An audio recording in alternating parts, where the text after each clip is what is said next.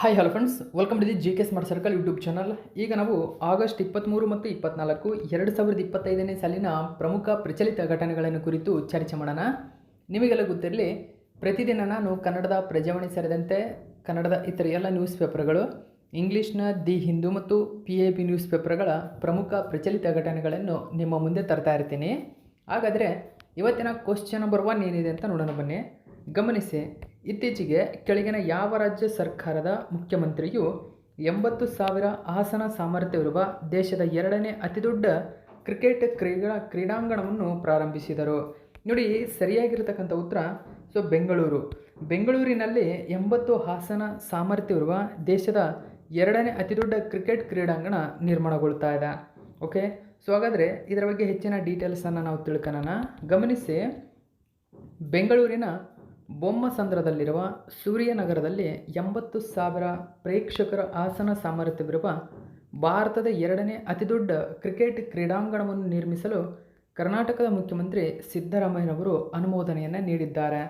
ಅಂದರೆ ಬೆಂಗಳೂರಿನ ಬೊಮ್ಮಸಂದ್ರದ ಸೂರ್ಯ ಸಿಟಿಯಲ್ಲಿ 1,650 ಕೋಟಿ ವೆಚ್ಚದಲ್ಲಿ ನಿರ್ಮಿಸಲಾಗಿರುವ ಈ ಬೃಹತ್ ಕ್ರೀಡಾಂಗಣ ಕರ್ನಾಟಕದ ಮುಖ್ಯಮಂತ್ರಿ ಸಿದ್ದರಾಮಯ್ಯನವರು ಹಸಿರು ನಿಶಾನೆಯನ್ನು ತೋರಿಸಿದ್ದಾರೆ.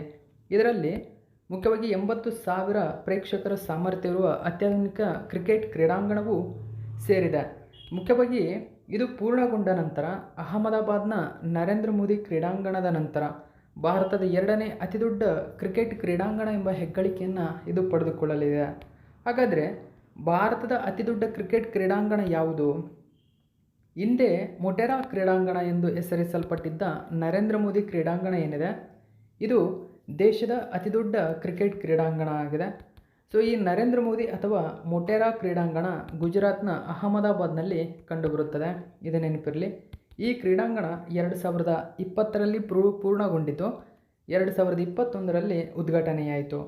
ಸರಿಸುಮಾರು ಇದು 132,000 ಆಸನ ಸಾಮರ್ಥ್ಯವನ್ನು ಹೊಂದಿದ್ದು ವಿಶ್ವದ ಅತಿದೊಡ್ಡ ಕ್ರಿಕೆಟ್ ಕ್ರೀಡಾಂಗಣ ಎಂಬ ಹೆಗ್ಗಳಿಕೆಯನ್ನು ಇದು ಪಡೆದುಕೊಂಡಿದೆ.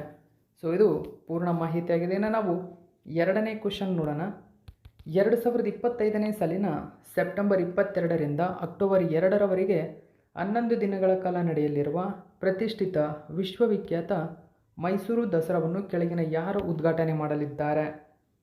ನೋಡಿ, ಯಾರು ಉದ್ಘಾಟನೆ ಮಾಡಲಿದ್ದಾರೆ? 2025ರ ಬೂಕರ್ ಪ್ರಶಸ್ತಿ ವಿಜೇತರಾಗಿರ್ತಕ್ಕಂಥ ಬಾನು ಮುಸ್ತಾಕ್. ಈ ಒಂದು ನ್ಯೂಸನ್ನು ಕನ್ನಡದ ಎಲ್ಲ ನ್ಯೂಸ್ ಪೇಪರಲ್ಲಿ ಕೊಟ್ಟಿದ್ದರು. ನೋಡಿ, ಪ್ರತಿಷ್ಠಿತ ಬೂಕರ್ ಪ್ರಶಸ್ತಿ ವಿಜೇತರಾಗಿರ್ತಕ್ಕಂಥ ಬಾನು ಮುಸ್ತಾಕ್ ಅವರು ಈ ಬಾರಿ ವಿಶ್ವವಿಖ್ಯಾತ ಮೈಸೂರು ದಸರಾವನ್ನು ಉದ್ಘಾಟಿಸಲಿದ್ದಾರೆ ಎಂದು ಮುಖ್ಯಮಂತ್ರಿ ಸಿದ್ದರಾಮಯ್ಯನವರು ಘೋಷಣೆ ಮಾಡಿದ್ದಾರೆ. ಬಾನು ಮುಸ್ತಾಕ್ ಅವರ ನೋಡಿ ಹೃದಯ ದೀಪ ಅಂದರೆ ಆರ್ಟ್ ಲ್ಯಾಂಪ್ ಅಂತ ಇಂಗ್ಲೀಷಲ್ಲಿ ಕರೀತಾರೆ. ಈ ಕೃತಿಗೆ ಬೂಕರ್ ಪ್ರಶಸ್ತಿ ಸಿಕ್ಕಿದೆ. ಈ ಬಾರಿ ಮೈಸೂರು ದಸರಾ ಸೆಪ್ಟೆಂಬರ್ 22ರಿಂದ ಅಕ್ಟೋಬರ್ 2ರವರೆಗೂ ನಡೆಯಲಿದೆ. ಜೊತೆಗೆ ಡಿಸೆಂಬರ್ನಲ್ಲಿ ಅಂದರೆ ಬಳ್ಳಾರಿಯಲ್ಲಿ ನಡೆಯಲಿರುವ 88ನೇ ಅಖಿಲ ಭಾರತ ಕನ್ನಡ ಸಾಹಿತ್ಯ ಸಮ್ಮೇಳನದ ಸರ್ವಾಧ್ಯಕ್ಷರಾಗಿ ಲೇಖಕಿ ಹಾಗೂ ಬೂಕರ್ ಪ್ರಶಸ್ತಿ ವಿಜೇತರಾಗಿರ್ತಕ್ಕಂಥ ಬಾನು ಮುಸ್ತಾಕ್ ಅವರನ್ನು ಆಯ್ಕೆ ಮಾಡಲಾಗಿದೆ. ಇದು ಕೂಡ ನಿಮಗೆ ನೆನಪಿರಲಿ. ಹಾಗಾದರೆ ಏನಿದು ಮೈಸೂರು ದಸರಾ? ಇದಕ್ಕೆ ಸಂಬಂಧಪಟ್ಟಂಥ ಪ್ರಮುಖ ಅಂಶಗಳನ್ನು ನಾವು ನೋಡೋಣ. ಮೈಸೂರು ದಸರಾ 10 ದಿನಗಳ ಒಂದು ಉತ್ಸವವಾಗಿದ್ದು ನವರಾತ್ರಿಯೊಂದಿಗೆ ಪ್ರಾರಂಭವಾಗಿ ವಿಜಯದಶಮಿ ಎಂದು ಮುಕ್ತಾಯಗೊಳ್ಳುತ್ತದೆ. ಸಾಮಾನ್ಯವಾಗಿ ಹಿಂದೂ ಕ್ಯಾಲೆಂಡರ್ ತಿಂಗಳ ಪ್ರಕಾರ ಅಂದರೆ ಅಶ್ವಿನಿ ಮಾಸದ 11ನೇ ದಿನದಂದು ಇದು ಆಚರಿಸಲಾಗುತ್ತದೆ. ಸಾಮಾನ್ಯವಾಗಿ ಸೆಪ್ಟೆಂಬರ್ ಮತ್ತು ಅಕ್ಟೋಬರ್ ತಿಂಗಳಲ್ಲಿ ಇದು ಬರುತ್ತದೆ.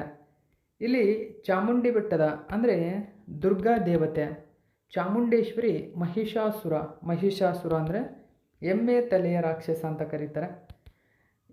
ಮಹಿಷಾಸುರನ ವಿರುದ್ಧ ಜಯಗೊಳಿಸಿದ ಸಂಭ್ರಮಾಚರಣೆಗಾಗಿ ಈ ಹಬ್ಬವನ್ನು ಆಚರಿಸಲಾಗುತ್ತದೆ. ಮಹಿಷಾಸುರನ ವಧೆಯಿಂದ ಈ ನಗರಕ್ಕೆ ಮೈಸೂರು ಎಂಬ ಹೆಸರು ಕೂಡ ಬಂತು. ಇದರ ಮೂಲವನ್ನು ವಿಜಯನಗರ ಸಾಮ್ರಾಜ್ಯದ ಆಳ್ವಿಕೆ ಸಮಯದಲ್ಲಿ ಅಂದರೆ 15ನೇ ಶತಮಾನದಲ್ಲಿ ಗುರುತಿಸಬಹುದಾಗಿದೆ. ನಾವು ಅಂದರೆ ದಸರಾವನ್ನು ಮೊದಲು ವಿಜಯನಗರ ಸಾಮ್ರಾಜ್ಯದಲ್ಲಿ ಆಚರಣೆ ಮಾಡ್ತಾ ಇದ್ದದ್ದು ಕುರುಹು ಸಿಕ್ಕಿದೆ. ಯಾರು ಈ ಕುರುವಿಗೆ ಕಾರಣವಾಗಿದ್ದಾರೆ ಅಂದರೆ ಪರ್ಷಿಯನ್ ರಾಯಭಾರಿಯಾಗಿರ್ತಕ್ಕಂಥ ಅಬ್ದುಲ್ ರಜಾಕ್ ಏನಿದ್ದಾರೆ, ಇವರು ಬರೆದಿರ್ತಕ್ಕಂಥ ಮತ್ಲಾಹುಸ್ ಸದಾಯಿನ್ ನೋಡಿ, ಸದಾಯಿನ್ ವ ಮುಜ್ಮಾ ಉಲ್ ಬಹರೇನ್ ಅಂದರೆ 2 ಶುಭ ನಕ್ಷತ್ರಪುಂಜಗಳ ಉದಯ ಮತ್ತು 2 ಸಾಗರಗಳ ಸಂಗಮ ಎಂಬ ಈ ಕೃತಿಯಲ್ಲಿ ಈ ದಸರಾ ಬಗ್ಗೆ ಉಲ್ಲೇಖವಿದೆ. ಅಂದರೆ ಅಬ್ದುಲ್ ರಜಾಕ್ ಏನಿದ್ದಾರೆ ಪ್ರೌಢದೇವರಾಯ ಅಥವಾ 2ನೇ ದೇವರಾಯನ ಆಸ್ಥಾನಕ್ಕೆ ಭೇಟಿ ನೀಡಿರ್ತಾರೆ. ಸೊ ಅವರ ಕುರಿತಾಗಿರ್ತಕ್ಕಂಥ ಈ ಸಂದರ್ಭದಲ್ಲಿ ಅಂದರೆ ಆ ಕಾಲದಲ್ಲಿ 15ನೇ ಶತಮಾನದಲ್ಲಿ ದಸರಾವನ್ನು ವಿಜಯನಗರ ಸಾಮ್ರಾಜ್ಯದಂಥ ವೈಭವದಿಂದ ಆಚರಣೆ ಮಾಡ್ತಾಯಿದ್ರು ಎಂದು ಅಬ್ದುಲ್ ರಜಾಕ್ರವರು ತಮ್ಮ ಈ ಕೃತಿಯಲ್ಲಿ ವಿವರಿಸಿದ್ದಾರೆ. ಈ ಆತ್ಮಚರಿತ್ರೆಯು 1304ರಿಂದ 1470ರವರೆಗೆ ಈ ಪ್ರದೇಶದ ಇತಿಹಾಸವನ್ನು ಒಳಗೊಂಡಿದೆ. ಇದು ಕೂಡ ನೆನಪಿರಬೇಕು. ಹಾಗಾದರೆ ಮೈಸೂರು ದಸರಾ ಆಚರಣೆಯನ್ನು ಸಾಮ್ರಾಜ್ಯದ ಪತನದ ನಂತರ ಅಂದರೆ ವಿಜಯನಗರ ಸಾಮ್ರಾಜ್ಯ ಪತನದ ನಂತರ ಸ್ಥಗಿತಗೊಳಿಸಲಾಗುತ್ತೆ. ತದನಂತರ 17ನೇ ಶತಮಾನದ ಆರಂಭದಲ್ಲಿ ರಾಜ ಒಡೆಯರು ಅಂದರೆ ಆಲ್ರೆಡಿ ಅವರು ಒಡೆಯ ಸಾಮ್ರಾಜ್ಯವನ್ನು ಮೈಸೂರಿನಲ್ಲಿ ಸ್ಥಾಪನೆ ಮಾಡಿದರು. ರಾಜ ಒಡೆಯರು 1610ರಲ್ಲಿ ಮತ್ತೆ ಇದನ್ನು ಪುನರುಜ್ಜೀವನಗೊಳಿಸಿ ಶ್ರೀರಂಗಪಟ್ಟಣದಲ್ಲಿ ಇವರು ರಾಜಧಾನಿಯನ್ನು ಮಾಡಿಕೊಂಡಿರ್ತಾರೆ. ಅಲ್ಲೇ ಆರಂಭಗೊಂಡು ನಂತರ ಮೈಸೂರಿಗೆ ಶಿಫ್ಟ್ ಆದಾಗ ಮೈಸೂರಿನಲ್ಲಿ ದಸರಾವನ್ನು ವಿಜೃಂಭಣೆಯಿಂದ ಆಚರಣೆ ಮಾಡಲು ಮೈಸೂರು ಸಂಸ್ಥಾನ ಕೈಗೊಳ್ಳಿತು. ಇದು 2ನೇ ಕ್ವಶನ್ನ ಪೂರ್ಣ ಮಾಹಿತಿಯಾಗಿದೆ. ನೆಕ್ಸ್ಟು 3ನೇ ಕ್ವಶನ್ ನೋಡಿ. DRDO ಇತ್ತೀಚೆಗೆ ಅಭಿವೃದ್ಧಿಪಡಿಸಿದ ಅಗ್ನಿ 5 ಬ್ಯಾಲಿಸ್ಟಿಕ್ ಕ್ಷಿಪಣಿಯನ್ನು ಒಡಿಶಾದಲ್ಲಿ ಯಶಸ್ವಿಯಾಗಿ ಪರೀಕ್ಷಿಸಲಾಗಿದೆ. ಹಾಗಾದರೆ ಅಗ್ನಿ 5 ಬ್ಯಾಲಿಸ್ಟಿಕ್ ಕ್ಷಿಪಣಿಯ ವ್ಯಾಪ್ತಿ ಎಷ್ಟು? ಇದರ ವ್ಯಾಪ್ತಿ ಎಷ್ಟು ಅಂತ ಕೇಳ್ತಾರೆ. ಇದಕ್ಕೆ ಸರಿಯಾಗಿರ್ತಕ್ಕಂಥ ಉತ್ತರ ಆಪ್ಷನ್ ನಂಬರ್ 3 5000 ಕಿಲೋಮೀಟರ್ ವ್ಯಾಪ್ತಿಯನ್ನು ಹೊಂದಿದೆ. ಹಾಗಾದರೆ ಇದರ ಬಗ್ಗೆ ಹೆಚ್ಚಿನ ಡೀಟೇಲ್ಸನ್ನು ನಾವು ತಿಳ್ಕೊಳ್ಳೋಣ. ಗಮನಿಸಬೇಕು, ಇದು 5000 ಕಿಲೋಮೀಟರ್ವರೆಗಿನ ವ್ಯಾಪ್ತಿಯನ್ನು ಹೊಂದಿರತಕ್ಕಂಥ ಮೇಲ್ಮೈಯಿಂದ ಮೇಲ್ಮೈಗೆ ಚಿಮ್ಮುವ ನೋಡಿ, ಮೇಲ್ಮೈಯಿಂದ ಮೇಲ್ಮೈಗೆ ಅಂತಂದರೆ ಇಂಗ್ಲೀಷಲ್ಲಿ ಸರ್ಫೇಸ್ ಟು ಸರ್ಫೇಸ್ ಅಂತ ಕರೀತಾರೆ. ಚಿಮ್ತಕ್ಕಂಥ ಒಂದು ಬ್ಯಾಲಿಸ್ಟಿಕ್ ಕ್ಷಿಪಣಿಯಾಗಿದ್ದು ಅಗ್ನಿ 5 ಇತ್ತೀಚೆಗೆ ಒಡಿಶಾದ ಚಂಡೀಪುರದಲ್ಲಿ ಯಶಸ್ವಿಯಾಗಿ ಪರೀಕ್ಷಿಸಲಾಗಿದೆ. ಇದೊಂದು ಫೈರ್ ಆ್ಯಂಡ್ ಫರ್ಗೆಟ್ ಕ್ಷಿಪಣಿಯಾಗಿದೆ. ನೋಡಿ ಗಮನಿಸಬಹುದು, ಇದೊಂದು ಫೈರ್ ಆ್ಯಂಡ್ ಫರ್ಗೆಟ್ ಕ್ಷಿಪಣಿಯಾಗಿದ್ದು ಇದನ್ನು ಪ್ರತಿಬಂಧಕ ಕ್ಷಿಪಣಿ ಇಲ್ಲದೆ ನಿಲ್ಲಿಸಲು ಸಾಧ್ಯವಿಲ್ಲ. ನೋಡಿ, ಇದನ್ನು ನಿಲ್ಲಿಸಬೇಕು ಅಂದರೆ ಪ್ರತಿಬಂಧಕ ಕ್ಷಿಪಣಿ ಬೇಕೇ ಬೇಕಾಗುತ್ತೆ. ಭಾರತವು ಆಗಸ್ಟ್ 20, 2025ರಂದು ಈ ಮಧ್ಯಮ ಶ್ರೇಣಿಯ ಬ್ಯಾಲಿಸ್ಟಿಕ್ ಕ್ಷಿಪಣಿ ಅಗ್ನಿ 5 ಯಶಸ್ವಿಯಾಗಿ ಪರೀಕ್ಷಿಸಿದೆ. ಇಂಟಿಗ್ರೇಟೆಡ್ ಟೆಸ್ಟ್ ರೇಂಜ್ ಎಲ್ಲಿದೆ? ಈಗ ಮುಖ್ಯವಾಗಿ ಒಡಿಶಾದ ಚಂಡೀಪುರದಲ್ಲಿದೆ. ಇದು ಕೂಡ ನೆನಪಿರಬೇಕು. ಕೇಳ್ಬೋದು, ಇಂಟಿಗ್ರೇಟೆಡ್ ಟೆಸ್ಟ್ ರೇಂಜ್ ಎಲ್ಲಿದೆ ಅಂತ ಕೇಳಿದ್ರೆ ಒಡಿಶಾದ ಚಂಡೀಪುರದಲ್ಲಿದೆ. ಓಕೆ, ಈ ಕ್ಷಿಪಣಿಯು ಭಾರತವು ಸ್ಥಳೀಯವಾಗಿ ಅಭಿವೃದ್ಧಿಪಡಿಸಿದಂತಹ ಒಂದು ICBM ಆಗಿದೆ. ICBM ಅಂದರೆ ಖಂಡಾಂತರ ಕ್ಷಿಪಣಿ, ಅಂದರೆ ಇಂಟರ್ ಕಾಂಟಿನೆಂಟಲ್ ಬ್ಯಾಲಿಸ್ಟಿಕ್ ಮಿಸೈಲ್ ಆಗಿದೆ. ಇದು ಅಗ್ನಿ 5ರ ಒಂದು ಆವೃತ್ತಿಯಾಗಿದ್ದು 5000 ಕಿಲೋಮೀಟರ್ ವ್ಯಾಪ್ತಿಯನ್ನು ಹೊಂದಿದೆ. DRDO ಸುಧಾರಿತ ಆವೃತ್ತಿಯ ಮೇಲೆ ಕೆಲಸ ಮಾಡುತ್ತದೆ. ಇದು ಅಂದಾಜು 7500 ಕಿಲೋಮೀಟರ್ ವ್ಯಾಪ್ತಿಯನ್ನು ಕೂಡ ಹೊಂದಿದೆ ಎಂದು ಹೇಳಲಾಗ್ತಾ ಇದೆ. ನಿಖರವಾಗಿ 5000 ಕಿಲೋಮೀಟರ್ ಎಂಬುದು ನೆನಪಿರಬೇಕು.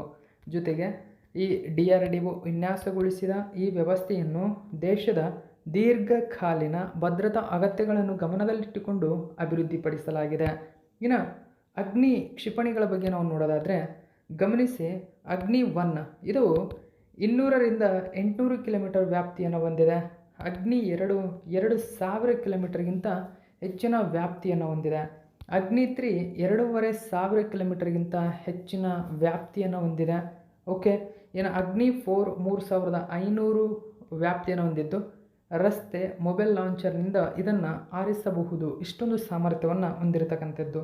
ಇನ್ನು ಹೊಸ ಆವೃತ್ತಿ ಅಗ್ನಿ 5 ಇದು ಅಗ್ನಿ ಸರಣಿಯ ಅತಿ ಉದ್ದವಾದ ಅಂದರೆ ಅತಿ ದೊಡ್ಡ ಖಂಡಾಂತರ ಅಂದರೆ ಬ್ಯಾಲಿಸ್ಟಿಕ್ ಅಂದರೆ ಇಂಟರ್ ಕಾಂಟಿನೆಂಟಲ್ ಕ್ಷಿಪಣಿಯಾಗಿದ್ದು 5000 ಕಿಲೋಮೀಟರ್ ಹೆಚ್ಚಿನ ವ್ಯಾಪ್ತಿಯನ್ನು ಇದು ಹೊಂದಿದೆ.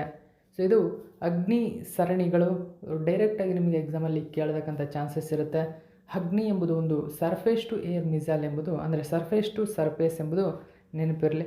ಓಕೆ, ಹಾಗಾದರೆ IGMDP ಅಡಿಯಲ್ಲಿ ಇದನ್ನು ಅಭಿವೃದ್ಧಿಪಡಿಸಲಾದಂಥ ಒಂದು ಕ್ಷಿಪಣಿಯಾಗಿದೆ. ಅದು IGMDP ಅಡಿಯಲ್ಲಿ ಅಭಿವೃದ್ಧಿಪಡಿಸಲಾಗಿರತಕ್ಕಂಥ ಒಂದು ಕ್ಷಿಪಣಿಯದಾಗಿದೆ. ಅದು IGMDP ಅಡಿಯಲ್ಲಿ ಹಾಗಾದರೆ ಇದುವರೆಗೂ ಯಾವ ಕ್ಷಿಪಣಿಗಳನ್ನು ಅಭಿವೃದ್ಧಿಪಡಿಸಿದೆ ಅಂತ ಕೇಳಿದ್ರೆ ಒಂದನೇದಾಗಿ ಪೃಥ್ವಿ. ಸೊ ಪೃಥ್ವಿ ಒಂದು short range surface to surface missile ಆಗಿದೆ ನೋಡಿ.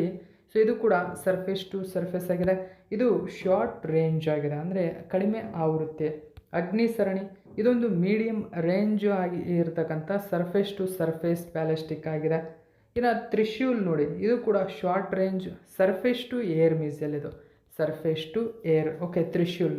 ಇನ್ನು ನಾಗ್ ಕ್ಷಿಪಣಿ ಇದು third generation anti tank missile ಆಗಿದೆ. ಅದೊಂದು ನೋಡಿ ಆ್ಯಂಟಿ ಟ್ಯಾಂಕ್ ಇದೊಂದು.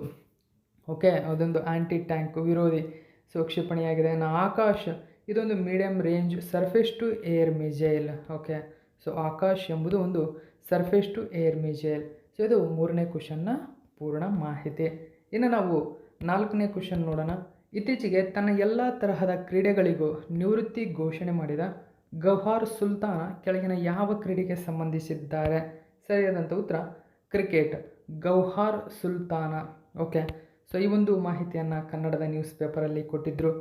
ಓಕೆ, ಭಾರತದ ಮಹಿಳಾ ತಂಡದ ಅನುಭವಿ ಆಟಗಾರ್ತಿ ಎಡಗೈ ಸ್ಪಿನ್ನರ್ ಗೌಹರ್ ಸುಲ್ತಾನ ತನ್ನ ಎಲ್ಲ ಮಾದರಿಯ ಕ್ರಿಕೆಟ್ಗೆ ನಿವೃತ್ತಿ ಘೋಷಣೆ ಮಾಡಿದ್ದಾರೆ.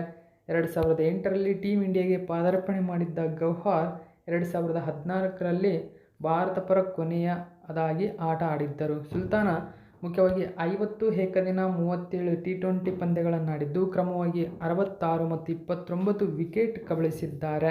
ಓಕೆ, ಸೊ ಇದು ನೆಕ್ಸ್ಟ್ ನಾವು 5ನೇ ಕ್ವಶನ್ ನೋಡೋಣ. ಇತ್ತೀಚೆಗೆ ಅಂದರೆ ಸತತ 3ನೇ ಬಾರಿಗೆ ಕೆಳಗಿನ ಯಾವ ವ್ಯಕ್ತಿಯು ಭಾರತೀಯ ಬಾಕ್ಸಿಂಗ್ ಫೆಡರೇಷನ್ನ ಅಧ್ಯಕ್ಷರಾಗಿ ಆಯ್ಕೆಯಾಗಿದ್ದಾರೆ? ನೋಡಿ, ಭಾರತೀಯ ಬಾಕ್ಸಿಂಗ್ ಫೆಡರೇಷನ್ BFI ಅಂತ ಕರೀತಾರೆ. ಅಜಯ್ ಸಿಂಗ್ ಸರಿಯಾಗಿರತಕ್ಕಂಥ ಉತ್ತರ, ಅಜಯ್ ಸಿಂಗ್ ರವರು. ಸೊ 3ನೇ ಬಾರಿಗೆ ಸತತವಾಗಿ ಇವರು ಭಾರತದ BFIನ ಅಧ್ಯಕ್ಷರಾಗಿ ಆಯ್ಕೆಯಾಗಿದ್ದಾರೆ. ಸೊ ನೋಡಿ, ಭಾರತದಲ್ಲಿ ಮೊದಲ ರಾಷ್ಟ್ರೀಯ ಬಾಕ್ಸಿಂಗ್ ಚಾಂಪಿಯನ್ಶಿಪ್ 1950ರಲ್ಲಿ ಮುಂಬೈನಲ್ಲಿ, ಅಂದರೆ ಮುಂಬೈನ ಬ್ರುಬೋರ್ನ್ ಕ್ರೀಡಾಂಗಣದಲ್ಲಿ ನಡೆಯಿತು. ಹಾಗಾದರೆ ಬ್ರುಬೋರ್ನ್ ಕ್ರೀಡಾಂಗಣ ಎಲ್ಲಿ ಕಂಡುಬರುತ್ತದೆ ಕೇಳಬಹುದು? ಮುಂಬೈನಲ್ಲಿ ಕಂಡುಬರುತ್ತದೆ.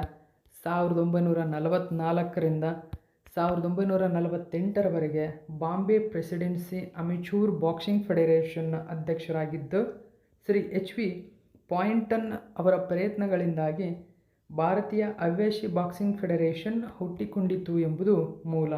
ಹಾಗಾದರೆ 2008ರ ಬೀಜಿಂಗ್ ಒಲಿಂಪಿಕ್ನಲ್ಲಿ ಪುರುಷರ ಮಿಡಲ್ ವೇಟ್ ಅಂದರೆ 75 kg ವಿಭಾಗದಲ್ಲಿ ಕಂಚಿನ ಪದಕ ಗೆದ್ದಂತಹ ವಿಜೇಂದರ್ ಸಿಂಗ್ ಏನಿದ್ದಾರೆ ಒಲಿಂಪಿಕ್ ಪದಕ ಗೆದ್ದ ಮೊಟ್ಟ ಮೊದಲ ಭಾರತೀಯ ಬಾಕ್ಸರ್ ಎಂಬ ಹೆಗ್ಗಳಿಕೆಗೆ ಇವರು ಪಾತ್ರರಾಗ್ತಾರೆ.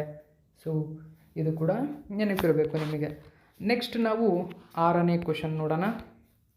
ಸೊ ಇಂಪಾರ್ಟೆಂಟ್ ಆಗುತ್ತೆ ಈ ಒಂದು ಕ್ವಶನ್.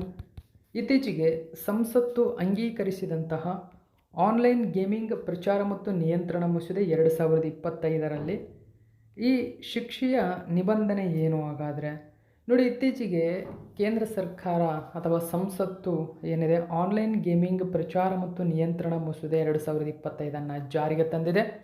ಇದನ್ನು ಉಲ್ಲಂಘಿಸಿದವರಿಗೆ ಏನು ಶಿಕ್ಷೆ ಇದೆ ನೋಡಿ? ಇವರಿಗೆ ಆಪ್ಷನ್ ನಂಬರ್ 2 ಗಮನಿಸಬಹುದು, 3 ವರ್ಷ ಜೈಲು ಶಿಕ್ಷೆ, 1 ಕೋಟಿ ರೂಪಾಯಿ ದಂಡ.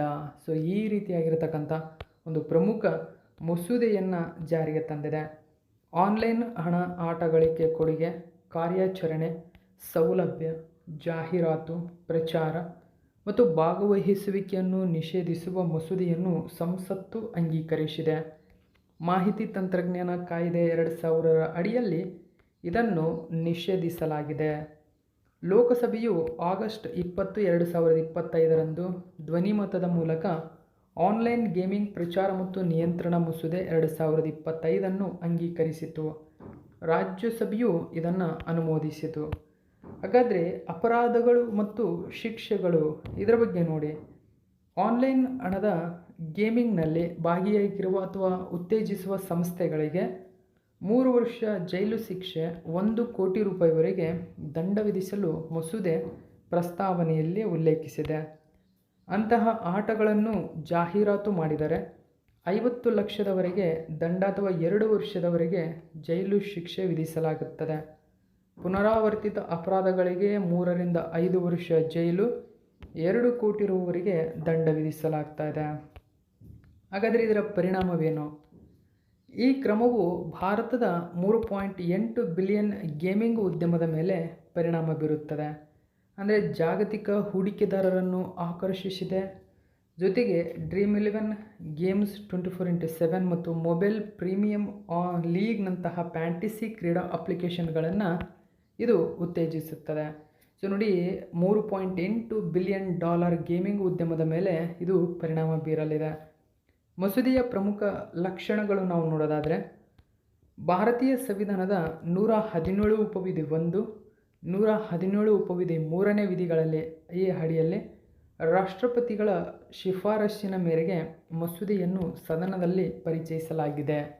ಓಕೆ, ಸೊ ಇದು 6ನೇ ಕ್ವಶನ್ನ ಸಂಪೂರ್ಣ ಮಾಹಿತಿಯಾಗಿದೆ. ನೆಕ್ಸ್ಟ್ ನಾವು 7ನೇ ಕ್ವಶನ್ ನೋಡೋಣ. ಇತ್ತೀಚೆಗೆ ಜೇಮ್ಸ್ ವೆಬ್ ಬಾಹ್ಯಾಕಾಶ ದೂರದರ್ಶಕವು ಕೆಳಗಿನ ಯಾವ ಗ್ರಹದ 29ನೇ ಹೊಸ ಉಪಗ್ರಹವಾದ S/2025 ಅನ್ನು ಕಂಡುಹಿಡಿದಿದೆ? ಸರಿಯಾದಂಥ ಉತ್ತರ ಯುರೇನಸ್. ಆಪ್ಷನ್ ನಂಬರ್ 4 ಸರಿಯಾಗಿದೆ. ಸೊ ಹಾಗಾದರೆ ಇದ್ರ ಬಗ್ಗೆ ಹೆಚ್ಚಿನ ಡೀಟೇಲ್ಸ್ ನೋಡಿ. ಜೇಮ್ಸ್ ವೆಬ್ ಬಾಹ್ಯಾಕಾಶ ದೂರದರ್ಶಕವು ಯುರೇನಸ್ನ 29ನೇ ಹೊಸ ಉಪಗ್ರಹ ಕಂಡುಹಿಡಿದಿದೆ ಎಂದು ನಾಸಾ ಘೋಷಣೆ ಮಾಡಿದೆ. ಸೊ ಈ ಹೊಸ ಉಪಗ್ರಹಕ್ಕೆ S/2025 ಎಂದು ಹೆಸರಿಸಲಾಗಿದೆ.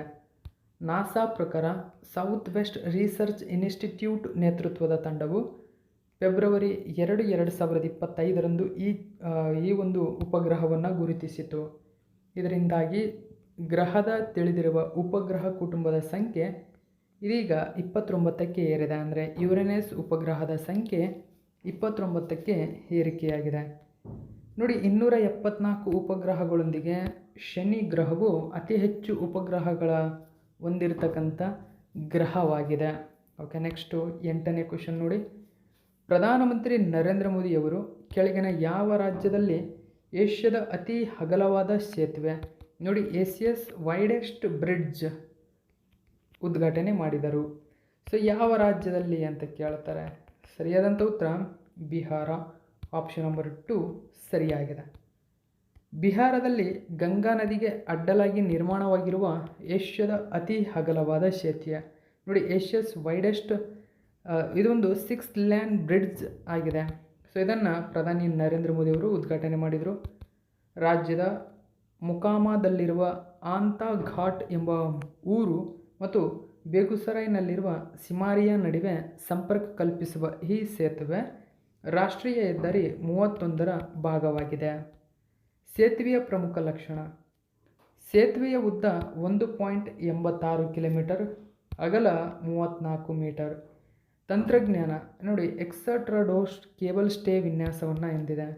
ನೋಡಿ ಎಕ್ಸಟ್ರಾಡೋಸ್ಟ್. ಓಕೆ, ಸೊ ರಾಜೇಂದ್ರ ಸೇತುವೆಗೆ ಸಮಾನಾಂತರವಾಗಿ NH-31ರಲ್ಲಿ ಇದನ್ನು ನಿರ್ಮಿಸಲಾಗಿದೆ. ಓಕೆ, ನೆಕ್ಸ್ಟ್ ಕ್ವಶನ್ ನೋಡಿ. ಸೊ ಇದು ಇಂಪಾರ್ಟೆಂಟ್ ಆಗುತ್ತೆ ಕ್ವಶನ್ ನಿಮಗೆ. ಓಕೆ, ಕ್ವಶನ್ ನೋಡಿ.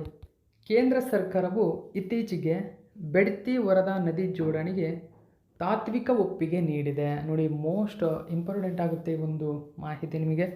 ಬೆಡ್ತಿ ವರದಾ ನದಿಗೆ ಒಪ್ಪಿಗೆ ನೀಡಿದೆ. ಹಾಗಾದರೆ ಈ ಯೋಜನೆಯು ಉತ್ತರ ಕನ್ನಡ ಜಿಲ್ಲೆಯ ಸಿರಿಸಿ, ಯಲ್ಲಾಪುರ ಪ್ರದೇಶದಿಂದ ಕೆಳಗಿನ ಯಾವ ಪ್ರದೇಶಕ್ಕೆ ನೀರನ್ನು ಕೊಂಡೊಯ್ಯುವ ಉದ್ದೇಶವನ್ನು ಹೊಂದಿದೆ? ಸೊ ಯಾವ ಜಿಲ್ಲೆಗಳಿಗೆ ನೀರನ್ನು ಕೊಂಡೊಯ್ಯುವ ಉದ್ದೇಶವನ್ನು ಹೊಂದಿದೆ ಅಂತ ಕೇಳ್ತಾರೆ. ಆಪ್ಷನ್ ನಂಬರ್ 1 ಸರಿಯಾಗಿದೆ. ಅಂದರೆ ರಾಯಚೂರು, ಗದಗ ಮತ್ತು ಕೊಪ್ಪಳ ಜಿಲ್ಲೆಗಳಿಗೆ. ಬೆಡ್ತಿ ವರದಾ ನದಿ ಜೋಡಣೆ ವಿಚಾರದಲ್ಲಿ ಕೇಂದ್ರ ಸರ್ಕಾರ ತಾತ್ವಿಕ ಒಪ್ಪಿಗೆ ನೀಡಿದೆ ಎಂದು ಮಾಜಿ CM ಸಂಸದಾಗಿರತಕ್ಕಂಥ ಬಸವರಾಜ ಬೊಮ್ಮಾಯಿರವರು ತಿಳಿಸಿದ್ದಾರೆ. ಹಾಗಾದರೆ ಏನಿದು ಬೆಡ್ತಿ ವರದಾ ಯೋಜನೆ? ನೋಡಿ, ಕುಡಿಯುವ ನೀರು ಸರಬರಾಜು ಮಾಡಲು 1992ರಲ್ಲಿ ಬೆಡ್ತಿ ವರದಾ ಯೋಜನೆಯನ್ನು ರೂಪಿಸಲಾಗಿದೆ. ನೋಡಿ, ಕುಡಿಯುವ ನೀರು ಸರಬರಾಜಿಗಾಗಿ. ಸೊ ಯಾವ ಉದ್ದೇಶಕ್ಕಾಗಿ ಅಂತ ಕೇಳಿದರೆ ಕುಡಿಯುವ ನೀರಿಗಾಗಿ. ಸೊ ಈ ಯೋಜನೆಯು ಪಶ್ಚಿಮಕ್ಕೆ ಅರೇಬಿಯನ್ ಸಮುದ್ರಕ್ಕೆ ಹರಿಯುವಂತಹ ಬೆಡ್ತಿ ನದಿಯನ್ನು ತುಂಗಭದ್ರಾ ನದಿಯ ಉಪನದಿಯಾದಂತಹ ವರದಾ ನದಿಯೊಂದಿಗೆ ಸಂಪರ್ಕಿಸುವ ಗುರಿಯನ್ನು ಹೊಂದಿದೆ. ಇದು ಕೃಷ್ಣಾ ನದಿಗೆ ಹರಿಯುತ್ತದೆ ಮತ್ತು ನಂತರ ಬಂಗಾಳ ಕೊಲ್ಲಿಗೆ ಇದು ಹರಿಯುತ್ತದೆ. ಅಂದರೆ ಈ ತುಂಗಭದ್ರಾ ಕೃಷ್ಣಾ ನದಿಗೆ ಸೇರಿ ಕೃಷ್ಣಾ ನದಿಯ ನೀರು ಬಂಗಾಳ ಕೊಲ್ಲಿಗೆ ಸೇರುತ್ತದೆ. ಸೊ ಇದು ನೆನಪಿರಬೇಕು. ಜೊತೆಗೆ ಗದಗ ಜಿಲ್ಲೆಯ ಹಿರೇವದತ್ತಿಯಲ್ಲಿ ಬೃಹತ್ ಅಣೆಕಟ್ಟನ್ನು ನಿರ್ಮಿಸಲಾಗಿದೆ. ಈ ಯೋಜನೆಯು ಉತ್ತರ ಕನ್ನಡ ಜಿಲ್ಲೆಯ ಶಿರಸಿ, ಯಲ್ಲಾಪುರ ಪ್ರದೇಶದಿಂದ ಶುಷ್ಕ ಪ್ರದೇಶಗಳಾದ ರಾಯಚೂರು, ಗದಗ, ಕೊಪ್ಪಳ ಜಿಲ್ಲೆಗಳಿಗೆ ನೀರನ್ನು ಕೊಂಡೊಯ್ಯುವ ಉದ್ದೇಶವನ್ನು ಹೊಂದಿದೆ. ಬೆಡ್ತಿ ಮತ್ತು ವರದಾ ನದಿಗಳ ಉಪನದಿಗಳಾದ ಪಟ್ಟಣಹಳ್ಳ ಮತ್ತು ಶಾಲ್ಮಲ ಹಳ್ಳಗಳಿಂದ ಒಟ್ಟು 302 ಮಿಲಿಯನ್ ಘನ ಮೀಟರ್ ನೀರನ್ನು ಬೆಡ್ತಿ ನದಿಗೆ ಅಡ್ಡಲಾಗಿ ನಿರ್ಮಿಸಲಾದ ಸೇರೆಮನೆ ಬ್ಯಾರೇಜ್ನಿಂದ 222 ಮಿಲಿಯನ್ ಘನ ಮೀಟರ್ ನೀರನ್ನು ಪಡೆಯಲಾಗುವುದು ಎಂಬತಕ್ಕಂಥ ಮಾಹಿತಿ ಇಲ್ಲಿ ಕೊಟ್ಟಿದ್ದಾರೆ. ಇದಕ್ಕೆ ಸಂಬಂಧಪಟ್ಟಂತೆ ಈ ಲಿಂಕನ್ನು ನೋಡಿ, ಬೆಡ್ತಿ ವರದಾ ಲಿಂಕ್ ಏನೇನಿದೆ ಇಲ್ಲಿ ಅಂತ ನಾನು ತೋರಿಸ್ಕೊಡ್ತೀನಿ. ಸೊ ಗಮನಿಸಬಹುದು ಸ್ನೇಹಿತರೆ, ಇದು ಮೇಲ್ಗಡೆ ಇರತಕ್ಕಂಥದ್ದು ಇಲ್ಲಿ ಬಂದಿರತಕ್ಕಂಥ ಗಮನಿಸಬಹುದು. ಇದು ವರದಾ ನದಿಯ ಒಂದು ರೂಟ್ ಆಗಿದೆ. ಓಕೆ, ಸೊ ಇಲ್ಲಿಂದ ಒಂದು ರೂಟ್ ಮೇಲೆ ಹೋಗಿದೆ. ಜೊತೆಗೆ ಮೇಲ್ಗಡೆ ಬರ್ತಕ್ಕಂಥದ್ದು ಇದು ಬೆಡ್ತಿ ನದಿಯಾಗಿದೆ. ಓಕೆ, ಬೆಡ್ತಿ ರೂಟ್ ಇದು. ಸೊ ಈ ಒಂದು ಪ್ರದೇಶದಲ್ಲಿ ಮೇಲೆ ಹೇಳಿದಂತೆ ನಾನು ಅಲ್ಲಿ ಹೇಳಿದೆ ನೋಡಿ, ಆ ಎರಡೂ ಪ್ರದೇಶಗಳು ಇಲ್ಲಿದ್ದಾವೆ. ಅಂದರೆ ಸಾಲ್ಮಲ ಹಳ್ಳ ಡ್ಯಾಮ್ ಜೊತೆಗೆ 4ನೇ ಡ್ಯಾಮ್ ಅಂತ ಕರೀತಾರೆ, ನೀಲ್ಕಣಿ ಡ್ಯಾಮ್. ಓಕೆ, ಸೊ ಜೊತೆಗೆ ಇಲ್ಲಿ ನೋಡಿ Pattanahalli dam. Okay, Pattanahalla dam. So ಈ ಡ್ಯಾಮ್ಗೆ ಇಲ್ಲಿ ಗಮನಿಸಬಹುದು, ಡ್ಯಾಮನ್ನು ನಿರ್ಮಾಣ ಮಾಡಿ ಇಲ್ಲಿಂದ ನೀರನ್ನು ಸರಬರಾಜು ಮಾಡಲು ಉದ್ದೇಶಿಸಲಾಗಿರತಕ್ಕಂಥ ಒಂದು ಪ್ರಮುಖ ಯೋಜನೆ. ಸೊ ಈ ಒಂದು ವರದಾ ನದಿ ಮುಖ್ಯವಾಗಿ ಯಾವ ನದಿಗೆ ಹೋಗಿ ಸೇರುತ್ತದೆ ಅಂತಕ್ಕಂಥದ್ದು ಕೂಡ ಇಲ್ಲಿದೆ. ಇಲ್ಲಿ ತುಂಗಭದ್ರಾ ನದಿ ಇದೆ, ಗಮನಿಸಬಹುದು. ಈ ವರದಾ ತುಂಗಭದ್ರೆಗೆ ಹೋಗಿ ಸೇರ್ಪಡೆಗೊಳ್ತಕ್ಕಂಥದ್ದನ್ನು ಗಮನಿಸಬಹುದು ನೀವು. ಸೊ ಇದು ಆ ಒಂದು ನಿರ್ಮಾಣ ಆಗ್ತಕ್ಕಂಥ ಬೆಡ್ತಿ ವರದಾ ರಿವರ್ನ ಒಂದು ಲಿಂಕ್ ಜೋಡಣೆಯಾಗಿದೆ, ಲಿಂಕ್. ಓಕೆ, ಗಮನಿಸಬಹುದು, ಅಲ್ಲಿ ರೆಡ್ ಮಾರ್ಕಲ್ಲಿ ನಾನು ಮಾರ್ಕ್ ಮಾಡಿದ್ದೀನಿ. ಸೊ ಇದು ಇವತ್ತಿನ ಪ್ರಮುಖ ಪ್ರಚಲಿತ ಘಟನೆ. ಇದೇ ತರಹದ ಮಾಹಿತಿಯೊಂದಿಗೆ ಮತ್ತೆ ನಿಮ್ಮನ್ನು ಭೇಟಿ ಆಗ್ತೀನಿ. Thank you so much for watching my video friends.